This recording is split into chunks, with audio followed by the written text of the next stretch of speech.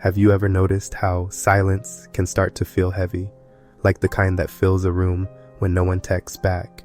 You scroll, you watch, you exist, surrounded by people, yet untouched by connection. Some people don't choose loneliness. It just happens. Days blur, routines repeat, and one day they realize they haven't really talked to anyone in weeks, but there's something deeper here than just being alone. Because there's a difference between solitude and isolation. Solitude is peace, isolation is ache, and that line between the two isn't always clear until you're standing on the wrong side of it. Picture this: you're walking home after work or school. You pass people laughing together, voices echoing down the street. You keep your headphones in.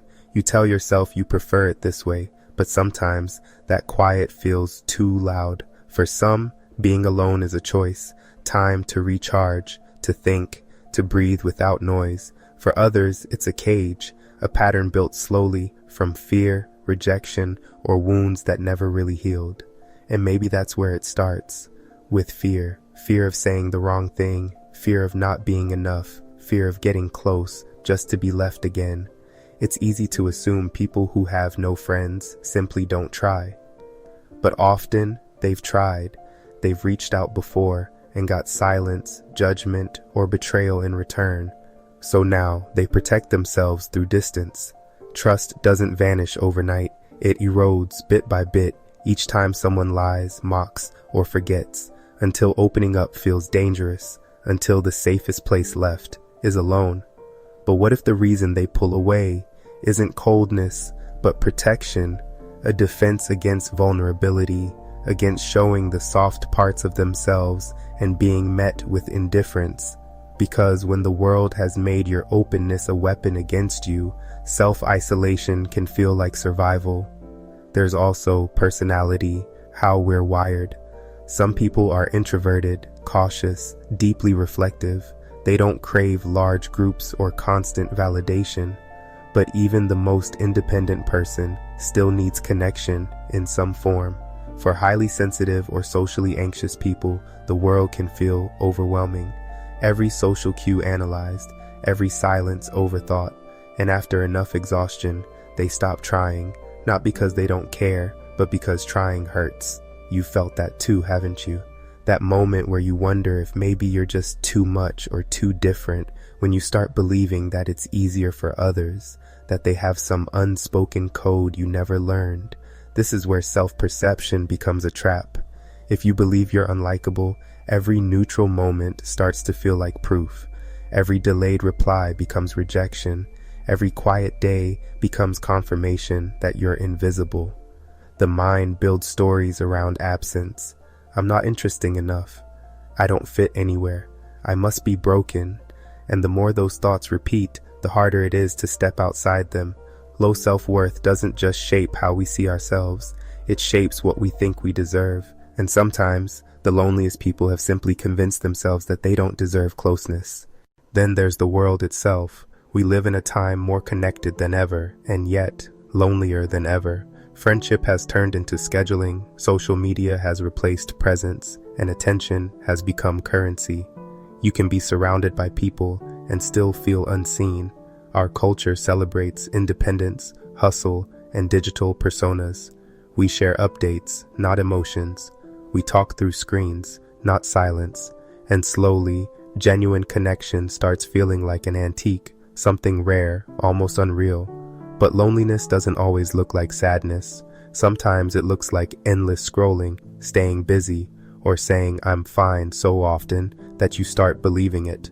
Sometimes it looks like someone who laughs easily, but never truly lets anyone in. And when loneliness stretches for too long, it changes the brain.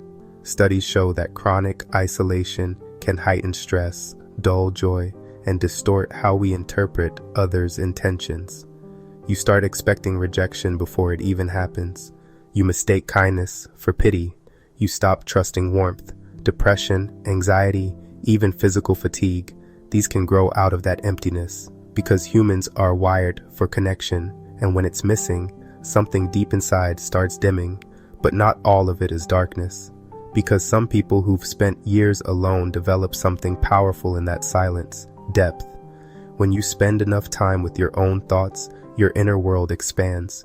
You become observant, intuitive, creative. You find comfort in imagination, in learning, in small details most people overlook. It's a kind of inner richness, one built out of necessity, but beautiful nonetheless.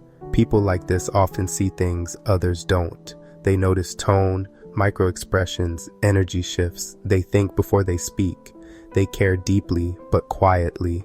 And maybe that's the paradox. Being without friends doesn't always mean being empty. Sometimes it means living in a different dimension of thought and feeling, a world most never visit because they're too busy trying to belong.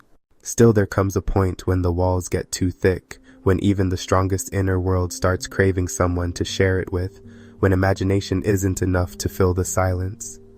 That's when something inside whispers, it doesn't have to stay this way. Connection doesn't need to be with many. Sometimes one is enough. And rebuilding that trust starts small.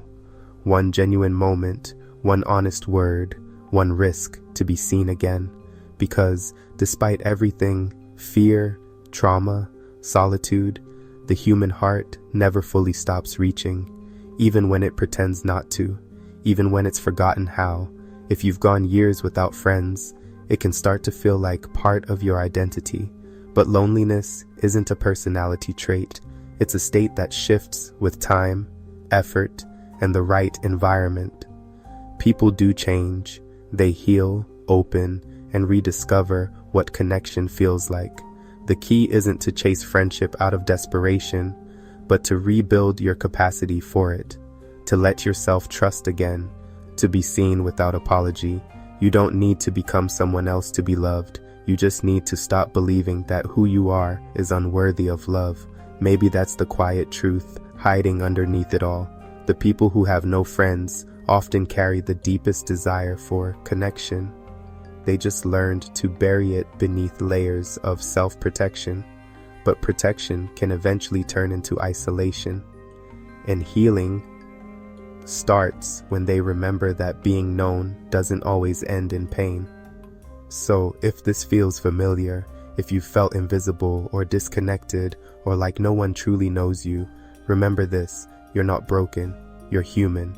And even if connection feels impossible right now, that part of you that still hopes is proof you're ready for it. Because the heart never forgets how to reach, it only forgets how to trust. And maybe understanding that is the first step to finding your way back.